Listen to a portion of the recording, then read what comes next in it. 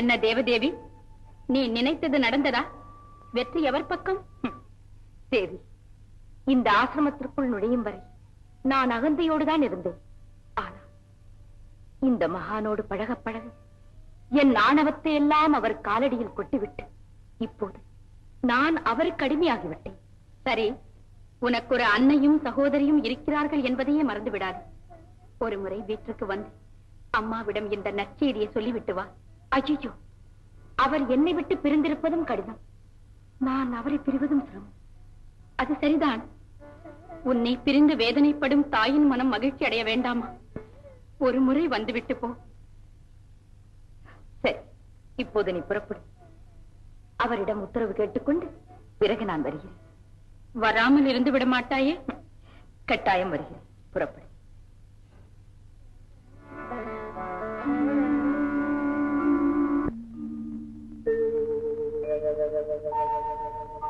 தேவி, என்னை தனியே விட்டு நீ ஏன் இங்கு வந்தாய்?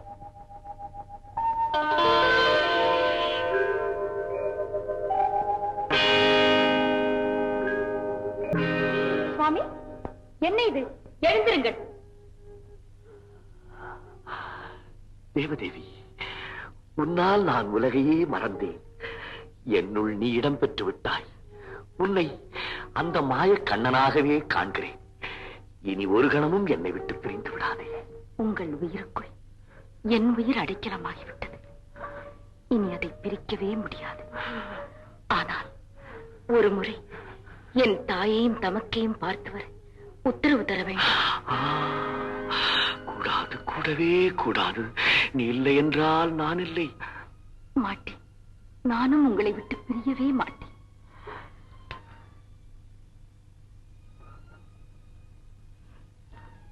என்னை பெற்ற கடனுக்காக, என்னுடன் பிறந்த தோஷத்திற்காக அவர்களை சந்தித்து தாங்கள் என்னை ஏற்றுக்கொண்டு நற்செய்தியை சொல்லிவிட்டு வந்து விடுகிறேன்.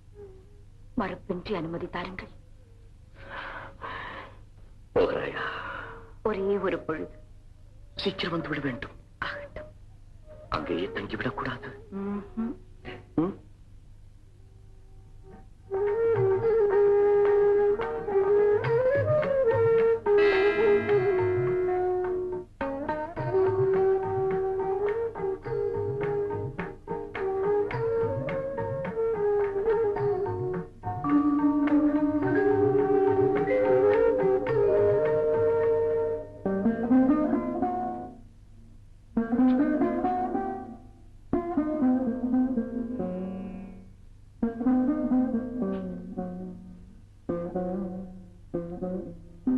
சுவாமி, சுவாமி, என்ன ஒரு மாதிரியா இருக்கீங்க?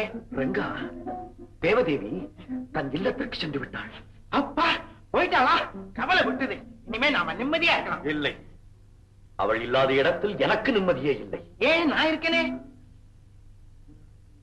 அவளை பிரிவது என் அரங்கரை பிரிவதற்கு ஒப்பு. சுவாமி, தேவி, தேவதேவி.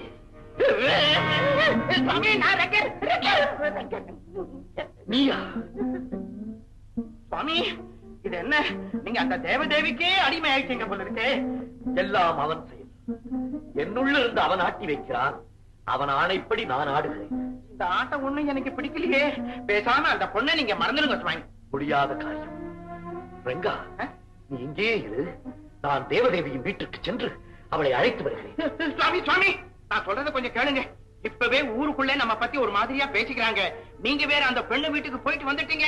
அப்புறம் நாம எங்கேயும் வெளியில தலை காட்டவே முடியாது. ரங்கா,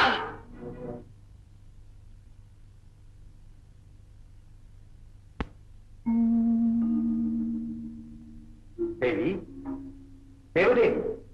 யாரது? தேவதேவியின் இல்லம் இதுதானே? இதுதான். தாங்கள் யார்? என்னை விப்ரநாராயணன் என்று அழைப்பார்கள். தாங்களா? என் செல்வ புதல்விக்கு வாழ்வு தந்த சீமான் தாங்கள் தானா? பாருங்கள் ஐயா, பாருங்கள், அமருங்கள். எங்கள் வீடு தேடி நீங்கள் வருவதற்கு நாங்கள் என்ன புண்ணியம் செய்திருக்க வேண்டும்? தங்கள் வருகையை நினைத்து நாங்கள் அளவு கிடந்து பெருமைப்படுகிறோம். நீங்கள் யார்? நான் தான் தேவதேவியின் தாய். மதிநுட்பமுள்ள பெண்ணை பெற்றிருக்கிறீர்கள். தேவதேவி எங்கே? சகோதரிகள் இருவரும் கோவிலுக்கு சென்றிருக்கிறார்கள். இப்போது வந்து விடுவார்கள்.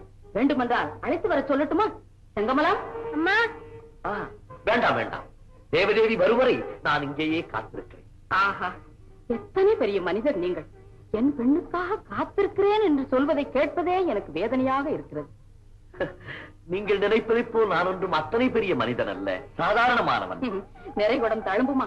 பாடாத செல்வ சிறப்பினர், அன்பு நிறைந்த மனத்தினர், மக்கள் அனைவரும் பணிந்திடும் மகா மேதை என்று சொல்லி இருக்கிறாளே. அம்மா, உங்கள் பெண் சொன்னதை நீங்கள் தவறாக புரிந்து கொண்டிருக்கிறீர்கள். என்னிடம் பொருட்செல்வம் இல்லை, ஆண்டவனின் அருட்செல்வம் உண்டு. மாட மாளிகை கூட கோபுரம் இல்லை, எனக்கென்று ஒரு மண் குடிசை உண்டு. ஐயா, தாங்கள் என்ன சொல்லுகிறீர்கள்? அந்த அரங்கன் மீது ஆணையிட்டு சொல்கிறேன். சுருக்கமாக சொன்னால் அவனை பாடி பணிபுரியும் ஒரு பரதேசி. பரதேசியா? ஆமம்மா, பரதேசி. ஆபரும் செல்வம் படைத்தவருக்குத்தான் என் மகள் அடிமையாக இருக்க வேண்டுமே தவிர மண் குடிசையில் வாழும் ஒரு சாதாரண ஏழையுடன் அவள் வாழவே கூடாது. அவள் வாழ நினைத்தாலும் என் மனம் சம்மதிக்காது. முடிவாக சொல்லுகிறேன், என் மகளை மறந்து விடுங்கள். அவள் வருவதற்குள் தயவு செய்து இந்த இடத்தை விட்டு போய்விடுங்கள். அம்மா, என்ன சொல்கிறீர்கள்? தேவதேவியை நான் மறப்பதா? அவளை மறந்து இந்த உலகில் வாழ்வதா? வேண்டாம் அம்மா, வேண்டாம். அழியும் செல்வத்தை நம்பி சேரும் இரு உள்ளங்களை பிரித்து விடாதீர்கள். அவள் இல்லை என்றால் என் உயிர் இல்லை. உங்கள் உயிர் விலை போகுமா? உங்களுடைய மண் குடிசையும் மலர்ச்செடிகளும் வந்து என் மகளுக்கு சோறு போடுமா? மரியாதையாக சொல்லுகிறேன், அவள் வருவதற்குள் இங்கிருந்து போய்விடுங்கள். இல்லை என்றால் பலவந்தமாக உங்களை விரட்ட வேண்டி வரும் என்று பணிவன்போடு தெரிவித்துக் கொள்கிறேன். நல்ல பணிவு, சிறந்த அன்பு, உயர்ந்த பண்பு. வந்த போது வரவேற்பு, இல்லை என்ற போது வெளிநடப்பு. அழகான தத்துவம். எல்லா தத்துவங்களையும் படித்த நீங்கள் பொருளில்லாருக்கு இவ்வுலகம் இல்லை என்ற வாசகத்தை மட்டும் படிக்கவில்லையோ? படித்தேன், இந்த பாதி அனைத்தையும் படித்தேன். ஆனால் இந்த பாடத்தை மட்டும் படிக்கவில்லை தாயே. சரி சரி, நேரத்தை கடத்த வேண்டாம், சீக்கிரம் புறப்படுங்க. தேவதேவியை பார்த்து விட்டு போய்விடுகிறேன். முடியாது, உடனடியாக போய்விடுங்கள். ஒரே ஒரு முறை. மரியாதையாக போகிறீர்களா இல்லையா? முடியாது. தேவதேவியை பார்க்காமல் இந்த இடத்தை விட்டு போக முடியாது. பலாத்காரமாக இழுத்து வெளியே தள்ளும் வரை தாங்கள் இந்த இடத்தை விட்டு போக மாட்டீர்கள். செங்கமலம், நமது ஆட்களை கூப்பிடு. வேண்டாம் தாயே, வேண்டாம்.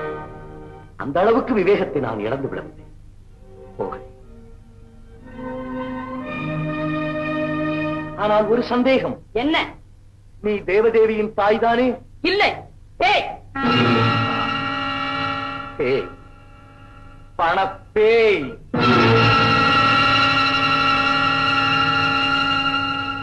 பேய்.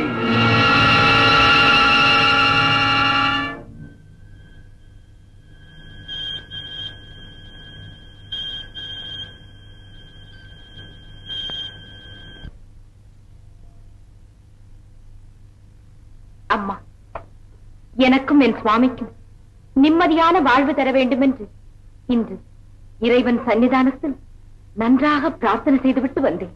பிரார்த்தனை செய்து கொண்டாய் அல்லவா? தீர்ந்தது என் கவலை. என்னை பெற்ற என் மனம் பேரானந்தம் அடைந்து விட்டது. என்னம்மா சொல்கிறாய்? உன் உள்ளம் கவர்ந்த சுவாமி இருக்கிறாரே, அந்த மகா மேதை, அவர் இங்கு வந்திருந்தார். இங்கு வந்திருந்தாரா? என்னை தேடியா?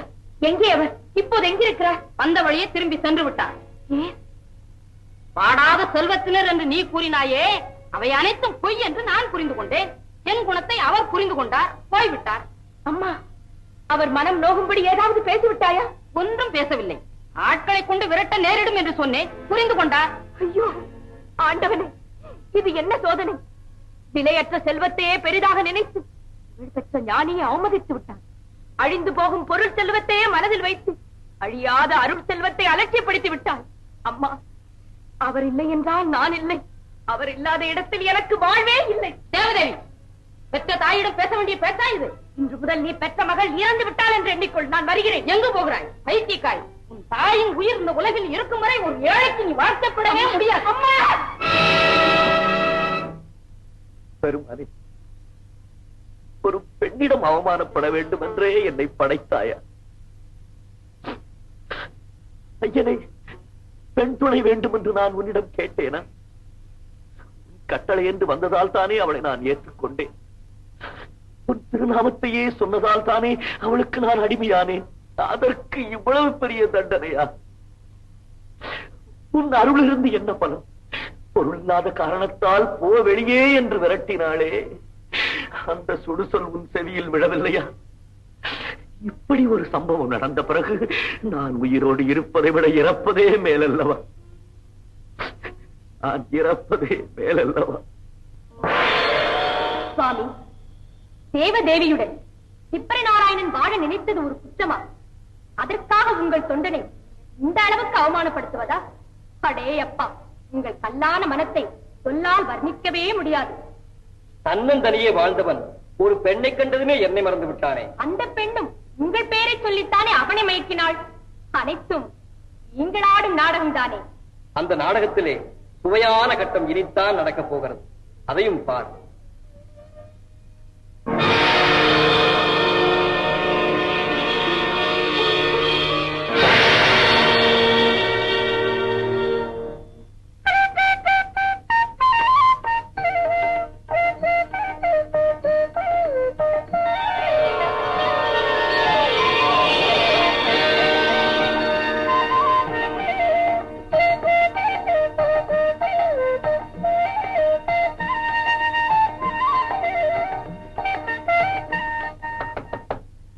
வீட்டுல சீக்கிரம் கதவு தொடங்க.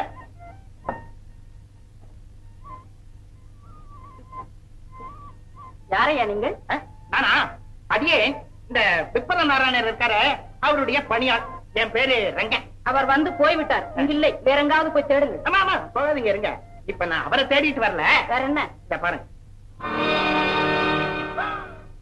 தொட்டு கும்பிடுங்க, கும்பிடுங்க முதல்ல. இந்த பொன் வட்டிலையும் ஆபரணங்களையும் உங்ககிட்ட கொடுத்துட்டு வர சொன்னாரு.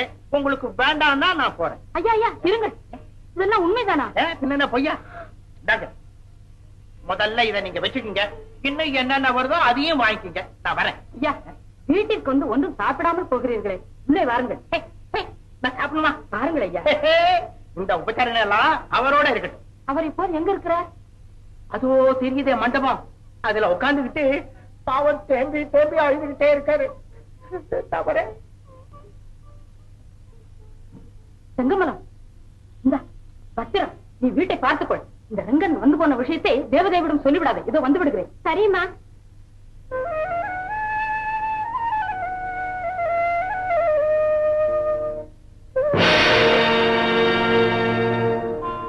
சுவாமி, சுவாமி, இந்த தெருக்கோடியில் நீங்கள் படுத்து கிடக்க நாங்கள் என்ன பாவம் செய்தோமோ? உங்கள் பொன்னான திருமேனி மண்ணில் கிடப்பதா? அதை பார்த்த பின்னும் இந்த பாவி உயிர் வாழ்வதா? பாருங்கள் சுவாமி, பாருங்கள், என் இல்லத்திற்கு வருகை தாருங்கள். தேவதேவியின் தாயா இப்படி பேசுவது? ஆம் சுவாமி, என் பெண் மேல் உங்களுக்கு உண்மையான பிரியம் இருக்கிறதா இல்லையா என்று பரிசோதித்து பார்க்கவே சற்று கடுமையாக பேசிவிட்டேன். புறப்படுங்கள்.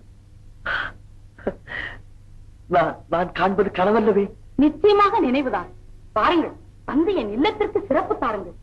ஆஹா, அந்த அரங்கனின் விளையாட்டே விளையாட்டு. பெண்புத்தி பின்புத்தி என்ற பேதமையில் பேசிவிட்டேன். அந்த தவறுகளை எல்லாம் மன்னித்து விடுங்கள். என் பெண்ணை ஏற்றுக்கொள்ளுங்கள். அவள் வாழ்ந்தால் உங்களுடன் தான் வாழ வேண்டும். இனி அவளை காக்க வேண்டியது உங்கள் கடமை. கண்ணும் இமையும் போல் வாழ்வோம். அவளை பற்றிய கவலை இனி தங்களுக்கு தேவையில்லை. விப்ரநாராயணரே, உங்களையும் தேவதேவியின் குடும்பத்தினரையும் சோழ மன்னரின் கட்டளைப்படி கைது செய்து அழைத்து போக வந்திருக்கிறோம். இந்த கைது செய்யும்படி சோழ மன்னர் கட்டளையா? என்ன காரணம்? அரங்கன் கோயிலைச் சேர்ந்த பொன்வட்டிலையும் ஆபரணங்களையும் உங்கள் பணியாளர் ரங்கனை கொண்டு திருடி வரச் செய்து அதை தேவதேவியின் தாயாரிடத்திலே கொடுத்த குற்றத்திற்காக உங்களை கைது செய்ய வந்திருக்கிறோம். ஆண்டவா, என்ன சோதனை! கோவில் பொருளை நான் திருட சொன்னேனா? அதை ரங்கன் கொண்டு வந்து கொடுத்தானா? இது என்ன நாடகம்? எனக்கு ஒன்றும் புரியவில்லையே. ஒன்றும் புரியவில்லையா? நீங்கள் கொடுக்க சொன்னதாகத்தானே ரங்கன் பொன்வட்டலையும் ஆபரணங்களையும் நேற்றிரவு என்னிடம் கொண்டு வந்து கொடுத்தான். அது உங்கள் சொந்த பொருள் என்று நம்பி என்னவா நானும் வாங்கிக் கொண்டேன். அம்மா, என்ன உளறுகிறாய்? நான் ஒன்று உளரவில்லை. இவர் கொடுக்க சொன்னதாகத்தான் ரங்கன் கொண்டு வந்து கொடுத்தான். அது திருட்டு பொருள் என்று தெரியாமல் நானும் வாங்கிக் கொண்டேன். எங்கே இந்த ரங்கன்? ரங்கனையும் அவன் கொடுத்த விவரத்தை சொன்ன இந்த வீட்டு பணிப்பெண்ணையும் ஏற்கனவே கைது செய்து வைத்திருக்கிறோம். இல்லை, இல்லை, என்னால் இந்த சம்பவத்தை நம்பவே முடியவில்லை. என் சுவாமியின் விவேகத்திற்கு களங்கம் கற்பிக்க வேண்டும் என்று யாரோ செய்த சதி இது. உங்கள் நியாயத்தை எல்லாம் சபையில் வந்து கூறுங்கள். நீங்கள் அனைவரும் உடனடியாக எங்களுடன் புறப்படுங்கள். சுவாமி, என் வீடு தேடி வந்ததற்கு தங்களுக்கு கிடைத்த பரிசா இது. தேவி, நம்மை தம்பதிகளாக பார்ப்பதை விட தவறு செய்த குற்றவாளிகளாக காண விரும்புகிறான் அரங்கன்.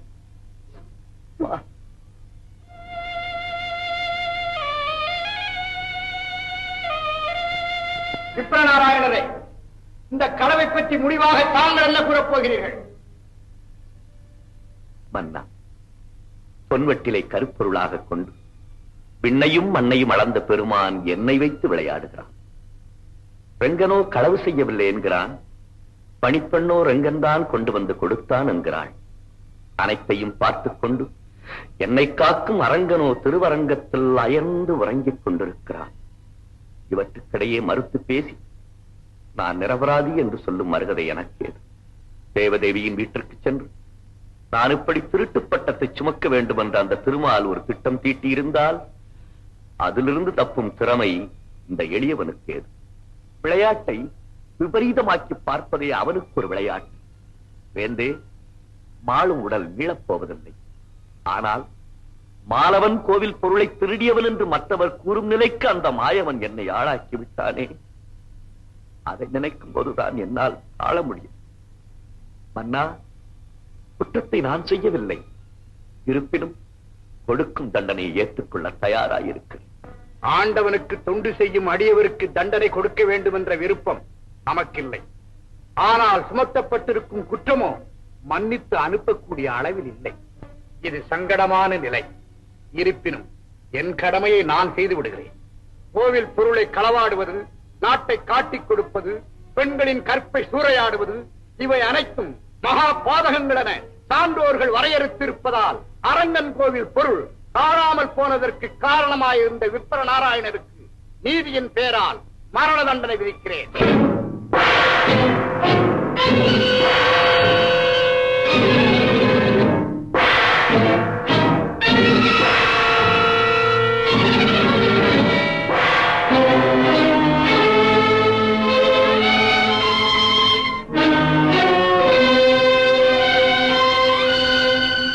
விப்ரநாராயணரே, இறுதியாக நீர் சொல்ல வேண்டியது ஏதேனும் உண்டா? சோழமன், சொல்வதற்கு ஒன்றுமில்லை. அப்படியே சொன்னாலும் என் சொல்லுக்கு இங்கு வலிமை இல்லை. என்றாலும் உங்கள் கட்டளை கிணங்கு ஒரே ஒரு முறை என் இறைவனை பிரார்த்தனை செய்து கொள்கிறேன். அப்படியே செய்யுங்க. கண்ணா, உன்னை கைகூப்பி வணங்கும் தொண்டனை கள்வனென்று பலர் சொல்லும் நிலைக்கு ஆளாக்கினாயே. அந்த விபரீத விளையாட்டை இந்த விப்ரநாராயணனோடு நிறுத்திக்கொள். உன் பக்தன் மீது பழி சுமத்தும் படலத்தை இன்றோடு முதலும் கடைசியுமாக நினைத்து விட்டுவிடு. இதுவே உன்னை நான் இறுதியாக வேண்டிக் கொள்வது. நிறைவேற்றுங்கள் தண்டனை.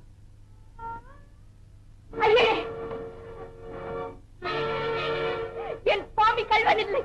அவர் ஒரு குற்றமும் செய்யவில்லை. நடந்த சம்பவம் அனைத்திற்கும் காரணம் நான் தான். என்னை கொன்று விடுங்கள். அவரை விட்டு விடுங்கள். என் பொருட்டு நீ எந்த இன்னல்களையும் அனுபவிக்க வேண்டாம். மன்னன் கட்டளைப்படி எனக்குத்தான் மரண தண்டனை. வாய்ப்பிருந்தால் மறுபிறப்பில் சந்தி. திருமால், உன் திருவடிக்கே அடைக்க.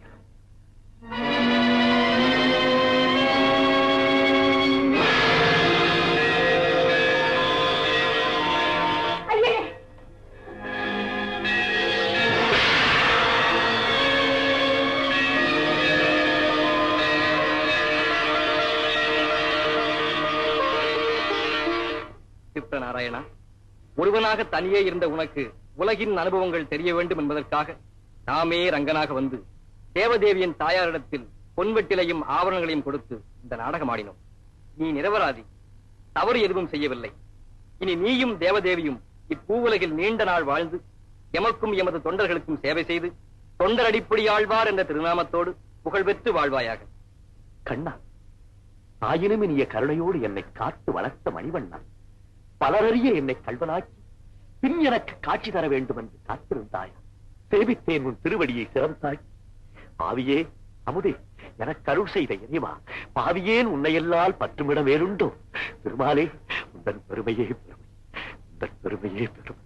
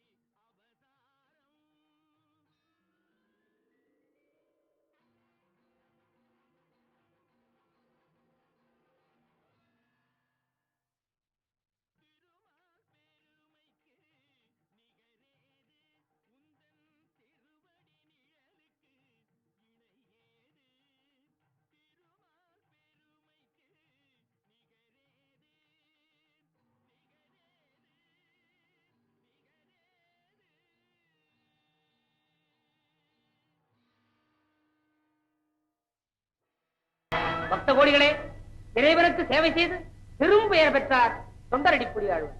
திருமால் பெருமையை பாடுறவங்களுக்கும் படிக்கிறவங்களுக்கும் கேட்கிறவங்களுக்கும் எல்லாவித நன்மையும் தானா வந்து சேரணும்னு உங்க சார்படியும் என் சார்படியும் அந்த ஏழுமலையான வணங்கி கேட்டுக்கொள்ளும்.